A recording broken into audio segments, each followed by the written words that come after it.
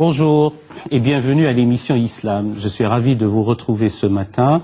Aujourd'hui, nous parlerons de l'islamophobie et d'un état des lieux de cette question épineuse. Et pour évoquer ce sujet délicat, j'ai plaisir à vous présenter Tariq Ramadan. Tariq Ramadan, bonjour. Bonjour. Vous êtes professeur d'études islamiques contemporaines à l'université d'Oxford et vous êtes auteur de nombreux ouvrages à propos de ces questions de l'islam et de l'islamologie d'une manière générale. Merci de nous faire l'amitié de venir. Et pour poursuivre sur ce sujet, je vous convie, ainsi que nos chers amis téléspectateurs, à suivre ce micro-trottoir à propos de l'islamophobie, de sa définition. Regardez.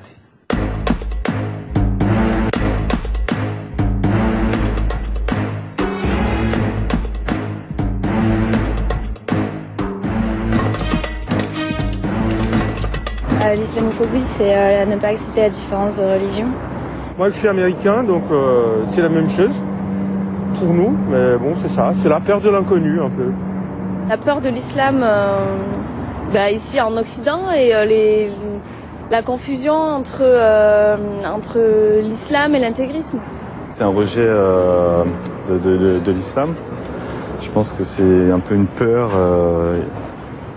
fondée ou autre de cette religion en fait, avec l'image qui est véhiculée sur les chaînes de télévision. Pour moi, c'est un fonds de commerce, c'est quelque chose que ça se vend bien. On aime bien parler d'islamophobie parce que ça attise les tensions, les passions, tout le monde en parle. Voilà.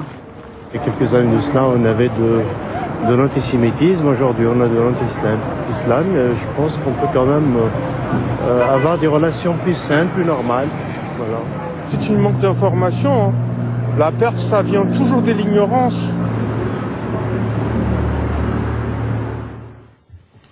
Votre réaction, Tariq Ramadan, à ce sujet? Je pense que ce que l'on a du point de vue du public est juste. Maintenant, il faut vraiment qu'on fasse très très attention à l'instrumentalisation du mot dans tous les sens du terme en fait, parce que le mot a plusieurs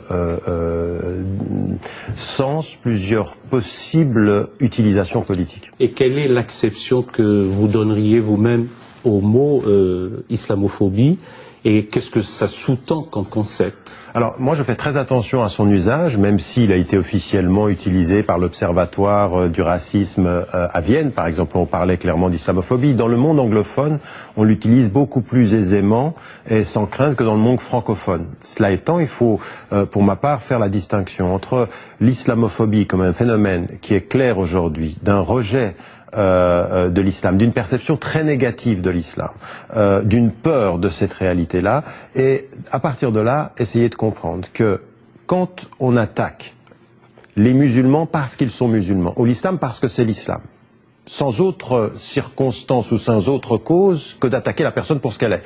Comme par exemple quand on est contre les Noirs ou qu'on attaque les Noirs parce qu'ils sont noirs. Cela, c'est un nouveau type de racisme, un racisme anti-musulman pour lequel on peut utiliser islamophobie si et seulement si on clarifie la définition. Maintenant, vous avez une peur de l'islam qui est répandue à travers le public et qui vient du fait que quand vous regardez la télévision, quand vous écoutez ce qui est dit sur l'islam, quand vous voyez le comportement de certains musulmans, vous ne pouvez pas ne pas avoir une petite crainte, une peur. C'est entre la violence et l'isolation et le rejet. Et donc là, dans le public, je ferai très attention à ne pas confondre cette peur de l'islam avec du racisme. Ça, c'est une peur de l'islam qui est diffuse, dont les musulmans, les leaders comme les musulmans ordinaires doivent prendre la mesure. Ils doivent se rendre compte qu'aujourd'hui, il y a des gens qui ont peur et que leurs peurs sont légitimes. Et qu'il faut distinguer ceci de l'utilisation politique de l'islamophobie, c'est-à-dire l'usage de la peur pour des politiques émotionnelles par les populistes en Europe, par le Tea Party aux États-Unis, et qui est aujourd'hui se propage et qui est un vrai fléau, mais pas simplement pour les musulmans, un vrai fléau pour nos démocraties. Alors Tariq Ramadan, vous qui êtes un fin observateur, comment perceviez-vous vous-même aussi ce phénomène? Alors sur les deux points, sur les deux plans, je dirais, il y a une évolution. Du point de vue du public, il est évident aujourd'hui que les populations en Occident, aux États-Unis, comme en Australie, comme en Europe, ont une perception de l'islam négative, eu égard à des faits historiques qu'on ne peut pas nier, c'est-à-dire le 11 septembre, le 7 juillet, les attentats terroristes, la violence, tout ça, ça existe. Le 7 juillet 2005 à Londres. Voilà, exactement, oui.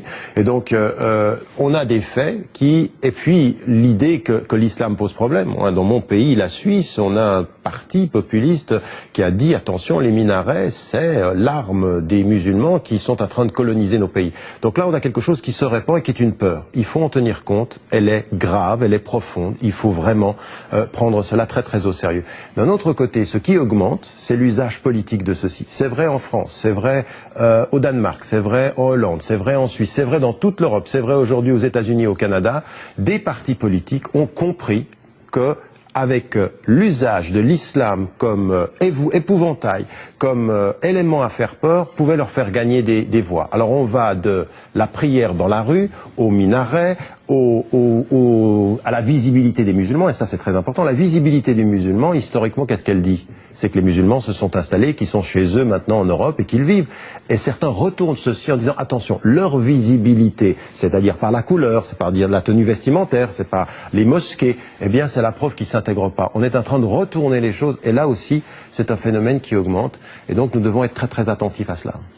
Alors, Tariq Ramadan, avant d'arriver effectivement à ces analyses et aux origines, je vous convie à suivre les analyses du journaliste Thomas Deltombe qui a fait une enquête somme à propos de cette question. Regardez. Je m'étais rendu compte en tant que spectateur, en tant que téléspectateur, que on disait des choses sur l'islam qui étaient systématiquement accusatoires, stigmatisantes.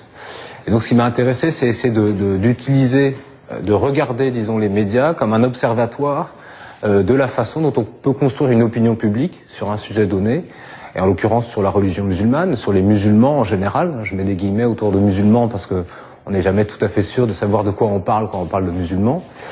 Et je me suis rendu compte dans cette étude qui était assez fouillée en fait, parce que je me suis attaché à revenir depuis les années 70 sur cette image qui a été véhiculée de l'islam et des musulmans, et je me suis rendu compte qu'effectivement c'était développé dans les 3 ou 4 dernières décennies ce qu'on peut qualifier d'islamophobie, c'est-à-dire une peur haineuse d'une partie de la population française, et cette peur haineuse étant véhiculée à travers l'objet islam ou à travers ce qu'on croit être l'islam, que ce soit à travers notamment les signes visibles de l'islam, que ce soit le foulard, dont on parle trop, mais aussi les mosquées, les prières de rue, le halal, et toutes ces questions-là. Moi, ce qui m'a frappé en revenant dans les années 70, en essayant de comprendre comment était née l'image actuelle de l'islam, c'est de constater qu'en réalité, on voit beaucoup de journalistes parler de l'islam, on voit beaucoup d'hommes politiques parler de l'islam, mais on voit très peu de musulmans.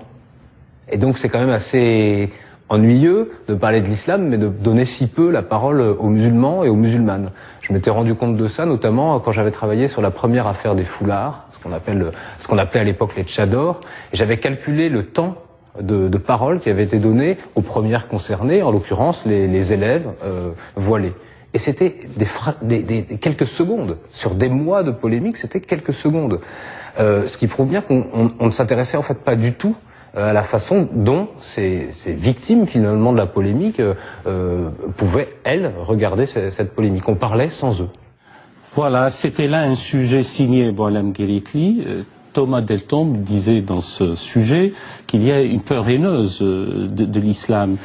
Thomas Deltombe dit des choses très très intéressantes et très très importantes. D'abord, il dit une première chose qu'il faut relever, il dit ça n'est pas aussi récent qu'on le pense.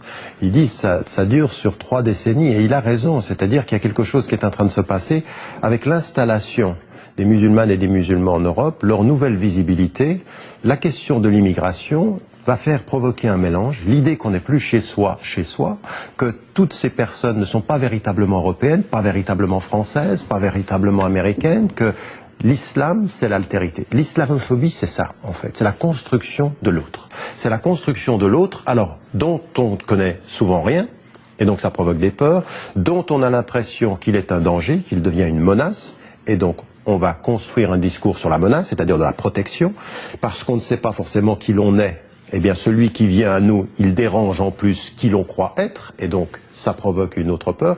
Et ajouter à cela, ce qu'il dit également, c'est tout le discours politique qui va être aussi le fait que quand vous avez un concitoyen qui a un problème avec sa société, on lui donne sa parole, on ne parle pas à sa place, on lui donne le droit au chapitre. Et finalement, c'est vrai, on a souvent vu des gens parler à propos des musulmans, s'exprimer pour l'islam, mais c'était pas forcément des musulmans. Et donc la parole musulmane, de ce point de vue-là, a été un tout petit peu spoliée dans la réalité du débat. Et pour que je sois l'un d'entre nous, pour que je sois chez moi là où je suis, la première qualification, c'est celle de prendre la parole avec liberté dans une démocratie. C'est ça qui devrait être important. Ajouter à cela un autre élément qui est dans son ouvrage et dans ce qu'il disait ici, c'est la couverture médiatique. C'est-à-dire que là aussi, on est dans un cercle vicieux. On ne peut pas reprocher aux médias de donner au public ce que le public aime. Mais finalement, ce que le public aime, dans un cercle vicieux, finit par conforter cette image du négatif, de la menace, et puis de construire un discours de rejet sur la seule base de la sécurité. Mais quand la sécurité de notre société se fait aux dépens du caractère de notre concitoyenneté, de nos droits et de notre respect de l'autre, de l'islam qui est devenu une religion européenne, qui est une religion française, mais quand on n'est pas dans cette dynamique-là, eh bien effectivement, on construit quelque chose qui va être un nouveau type de racisme. Et ça, il faut vraiment lutter contre cela. Mais comment faut-il faire pour que les musulmans s'approprient la prise de parole publique sur leur propre tradition religieuse? On ne peut pas reprocher à nos concitoyens d'avoir peur. Il doit bien y avoir des raisons objectives à la peur. Et la première des choses, c'est l'autocritique. L'autocritique, c'est si autour de moi, mes concitoyens ont peur de ce que je suis, ce que je n'ai pas la bonne méthode pour dire à mon voisin qui je suis. Quelles sont mes valeurs? Et donc, au lieu de réagir en s'isolant, la perpétuation, l'approfondissement ou l'élargissement de l'islamophobie devrait avoir pour conséquence pour les citoyens français de confession musulmane de sortir de leur isolement, de s'exprimer davantage, d'aller à la rencontre de leurs voisins, d'être beaucoup plus présents, d'être de nouveaux médiateurs au sens de médias, c'est-à-dire d'apporter une nouvelle image. Ça, c'est une caractéristique qui est très importante, c'est l'autocritique. La deuxième des choses, à mon sens, qui est importante, c'est ne pas confondre les questions légitimes de nos concitoyens quant à ce que nous sommes et l'instrumentalisation politique par les populistes de ce qu'ils sont en train d'essayer de faire croire à leurs concitoyens. Parce qu'au bout du compte, le temps politique est toujours un temps électoral. Donc, on peut faire peur sur 6 mois pour gagner les prochaines élections, mais on ne se rend pas compte de l'impact psychologique sur le long terme. Et aujourd'hui, effectivement, des statistiques montrent qu'en Europe, en France même, jusqu'à 75% des Français associe islam à une menace et à la violence. C'est dramatique ça, parce que ça ne permettra pas le vivre ensemble. Donc il faut aujourd'hui que les concitoyens ou que les citoyens sortent de leur ghetto et surtout une chose, combattent tous les racismes ensemble, mais pas de façon isolée. Ça n'est pas une question islamique. Comme la question noire n'est pas une question noire. Comme la question juive n'est pas une question juive. C'est une question citoyenne et c'est une question de droits humains. Il faut qu'ensemble, nous ouvrions un vrai front de résistance à toutes les tentations populistes et à toutes les instrumentalisations des racismes. Des musulmans de France, tout particulièrement, se sont organisés. Il y a un observatoire de lutte contre l'islamophobie et je vous convie à suivre ces actes recensés par le dit observatoire. Regardez. Pour essayer de déterminer les actes islamophobes, nous avons 2 sources d'information. Nous avons d'abord les responsables des mosquées et les présidents des CRCM, les conseils régionaux, qui nous envoient l'information qui monte de la région au sommet, et également le ministère de l'Intérieur. Et nous nous réunissons une fois par trimestre pour faire le point des actes islamophobes qui se sont tenus dans les différentes régions de France avec des chiffres précis. On constate quand même entre 2010 et 2011, il y a une augmentation de 34% des actes islamophobes en France.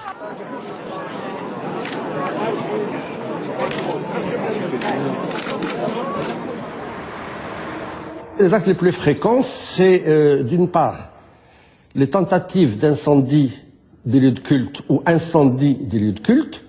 Et puis la mode est devenue par rapport au cimetière, profanation des tombes, et particulièrement personnellement ce qui me choque dans cette affaire, c'est que la profanation des tombes de militaires morts pour la France. Ils sont venus à une période difficile pour combattre afin que le drapeau tricolore continue à flotter. Ils sont venus combattre contre le nazisme et le fascisme. Nous avons demandé à l'Assemblée nationale de constituer une commission une mission parlementaire pour analyser ce phénomène-là. Pourquoi? Parce qu'une mission parlementaire, on peut appeler des juges, des magistrats, on peut appeler des philosophes, on peut appeler des personnes capables d'analyser et essayer de trouver pourquoi ce phénomène-là. Ça a toujours été refusé. Quand il s'agissait de faire une mission parlementaire pour la burqa, alors là, ils étaient tous partie prenante, de droite comme de gauche. Mais quand il s'agit de faire une mission pour essayer de détecter les phénomènes, il n'y a plus personne pour écouter, il n'y a plus personne pour marcher.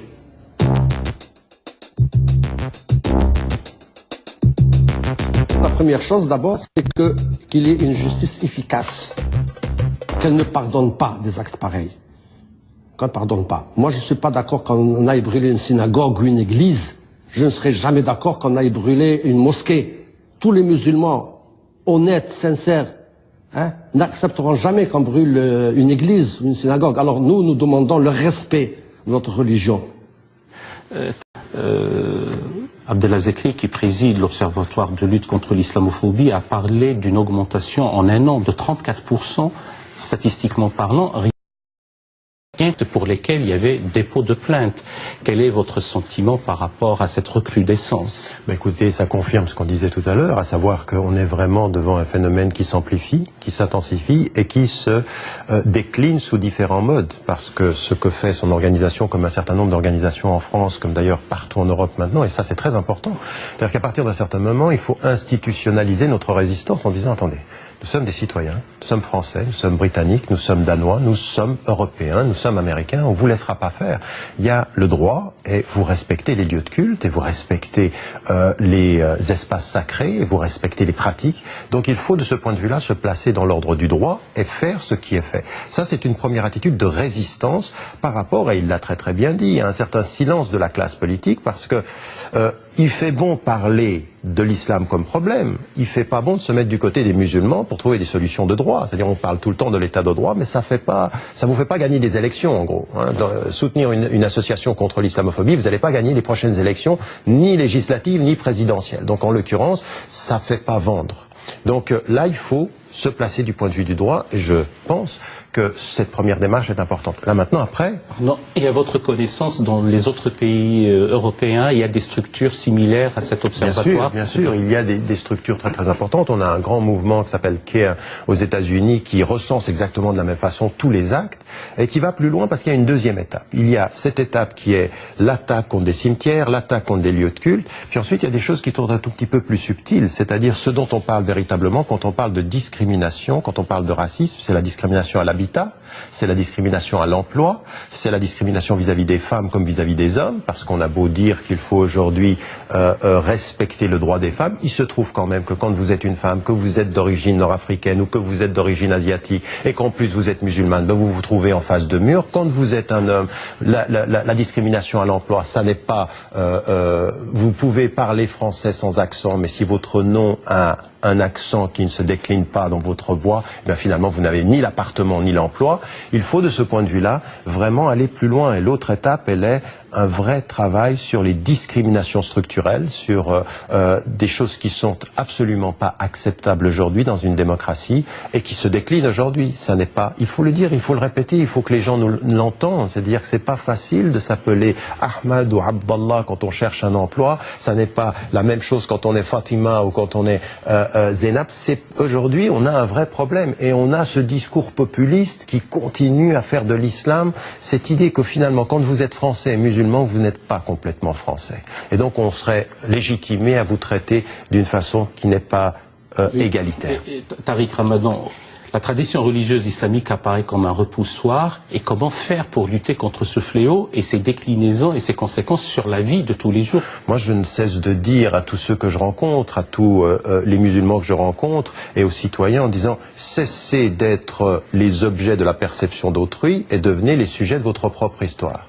Les sujets de sa propre histoire, c'est de s'engager socialement, à être présent, à montrer que finalement, quand on est une femme ou un homme de confession musulmane et qu'on est français, européen, eh ben, on est une contribution.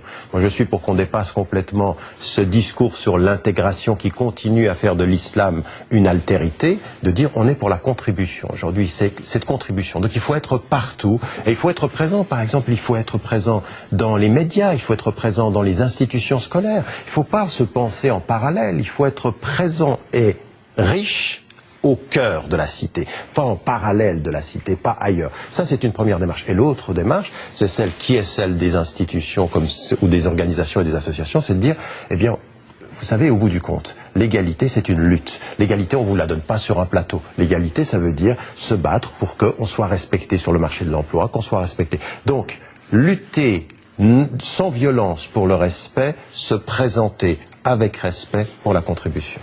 À ce stade, nous arrivons encore à Thomas Deltombe, cet analyste et ce journaliste, qui nous retrace les fondements de cet islam imaginaire, et c'est un entretien réalisé toujours par Boualem Gueliti. Regardez. Il y a, comme on peut appeler, une sorte de répertoire culturel, en Occident en général, en France en particulier, qui est lié à l'histoire très ancienne des croisades, l'histoire de la colonisation, l'histoire de la guerre d'Algérie, l'histoire de l'immigration, et que tout ce passif culturel, finalement, est dans notre cerveau, est dans notre imaginaire. Et que donc c'est un travail vraiment très profond qu'il faut faire pour que des islamophobes militants ne puissent plus exploiter ce capital de haine. Ce qui est très problématique, je trouve, c'est que dans la société française, il n'y a pas cette conscience, notamment chez les non-musulmans, enfin en tout cas c'est très rare des non-musulmans qui ont conscience de ce problème, qui ont conscience que le racisme des années 70 a muté et que l'islam est devenu le canal de transmission et de propagation du racisme, qu'on peut appeler un néo-racisme, ou même dans les discours islamophobes, il y a un discours de classe aussi.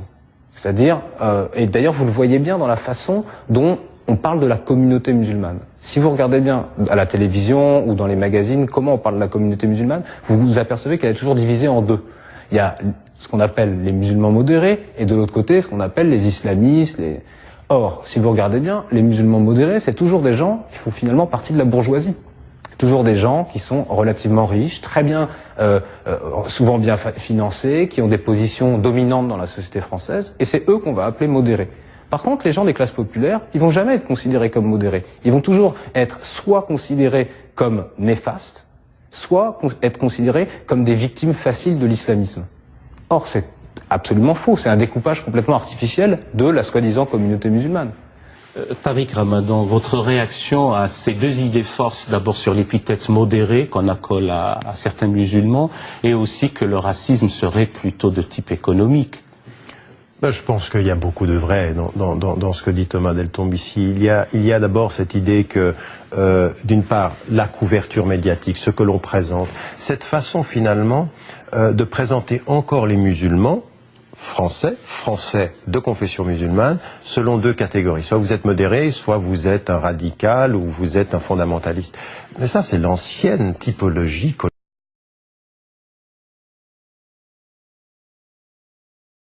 Ah bon, il nous résistait.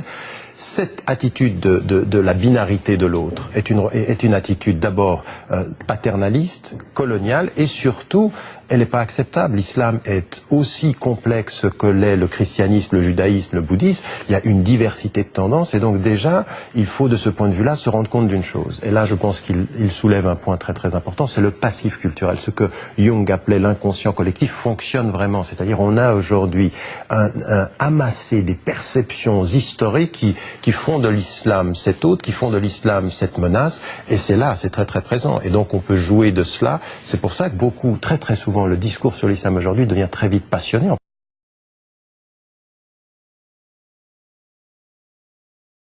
Religieux en France est passionné pour des questions historiques, beaucoup plus qu'il ne le serait par exemple aux États-Unis.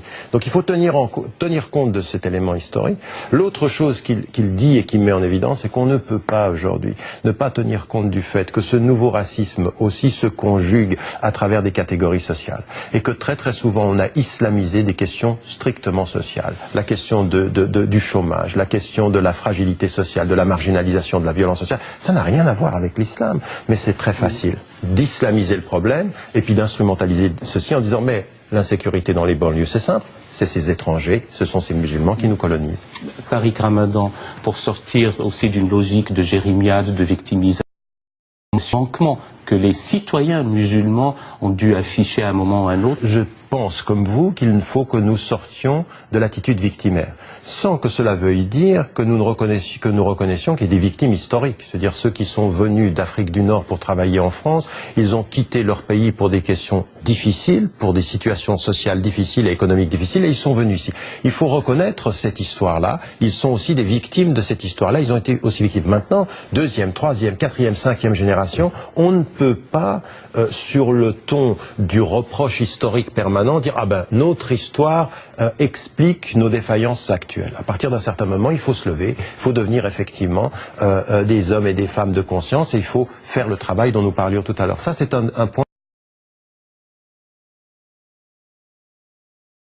comme citoyens européens, que l'un des plus grands dangers qui nous guettent, c'est pas simplement l'islamophobie comme nouveau phénomène, c'est le phénomène d'un nouveau populisme, dont l'islamophobie n'est qu'un seul terme de conjugaison.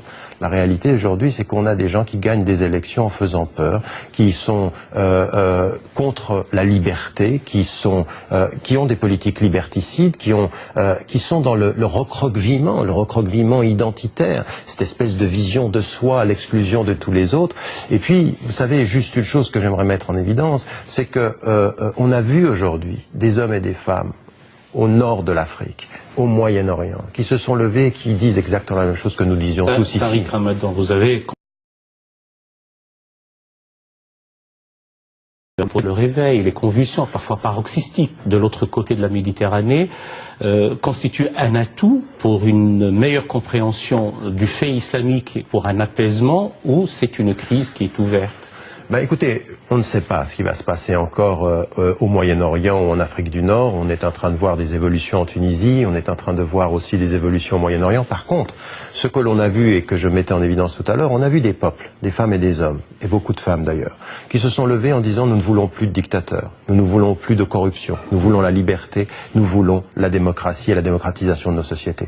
Il faudra bien aussi qu'en Europe, tous ceux qui luttent contre l'islamophobie écoutent la voix des peuples du Sud et que il faut la démocratie pour nous-mêmes, il faut la démocratie aussi là-bas, mais il faut écouter ces peuples qui finalement nous disent « Mais non, nous ne sommes pas l'autre que vous rejetez, nous avons les mêmes aspirations. » Et que la seule chose qui peut aujourd'hui parfois nous mettre en opposition, c'est certains qui voudraient garder leurs privilèges et d'autres qui aimeraient pouvoir trouver leur dignité. Entre ceux qui cherchent leur dignité et ceux qui parfois veulent garder leurs privilèges, il y a possibilité de trouver des valeurs communes. Et ces valeurs sont celles de la dignité, celles de la liberté et celles de la justice. Essayons de garder ceci, mais cela veut dire qu'au-delà simplement du discours humanisme, vous savez, moi je suis assez opposé à l'idée de l'humanisme assis sur une chaise. L'humanisme, il est toujours militant. Il y a une force qui oublie l'humanisme pour que les humanistes restent assis. Suivre davantage cet entretien avec vous. Nous arrivons au terme de l'émission. Merci de nous avoir fait l'amitié de venir. Je rappelle votre ouvrage, votre dernier livre, L'Islam et le réveil arabe, aux presses du Châtelet. Le livre de Patrick Veil, Liberté, égalité, discrimination, au pluriel. L'identité nationale au regard de l'histoire, chez Grasset. Cet ouvrage de Shamsuddin Hafiz, De quoi Zemmour est devenu le nom, aux éditions du Moment. Et l'ouvrage de Thomas Deltombe, que nous avons vu lors de l'émission, L'Islam imaginaire. Chers amis téléspectateurs, merci. Merci de nous avoir suivis aussi fidèlement. D'ores et déjà, bon dimanche à vous. Excellente semaine. À très bientôt. Allahumma salli wa sallim.